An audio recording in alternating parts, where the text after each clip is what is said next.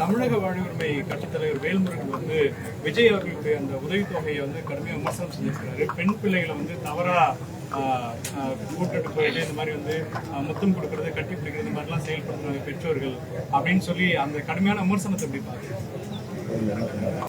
ஈனப்பிறவிகள் வார்த்தையை பயன்படுத்தி ஈனப்பிறவிகள் விஜய் வந்து பிளஸ் 2 மாணவர்களுக்கு உதவித்தொகை கொடுக்கிறாரு.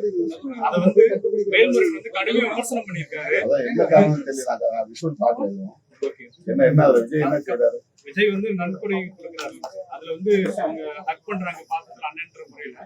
அப்படி இருக்கும் பொழுது அதை வேல்முருகன் மேடை பேசுற ஒன்று பேசும்பொழுது இந்த மாதிரி கலாச்சார சீரழிவு அது போன்ற செயல்பாடுகள்ல பெற்றோர்களே வந்து இது பண்றீங்க, உங்களுடைய பிள்ளைகளை கூட்டு போறீங்க, 3 வருடத்துல கல்யாணம் நடக்க போகுது, இப்படிப்பட்ட சூழல்ல எது சரியா இருக்குமான்ற மாதிரி ஒரு விமர்சனம் பண்ணிருக்காரு.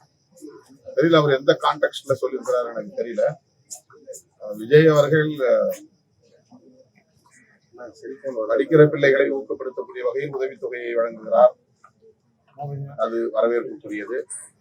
மற்றபடி பிள்ளைகளில் அவர் மீது கொண்டிருக்கிற அன்பு அல்லது அவர் பிள்ளைகள் மீது கொண்டிருக்கிற அன்பு என்கிற அடிப்படையில் மட்டுமே அதை பார்க்க வேண்டும் என்று நான் கருதுகிறேன். வேல்முருகன் அவர்கள் எந்த பின்னணியில் இந்த கருத்தை சொன்னார் என்பது எனக்கு புரியும்.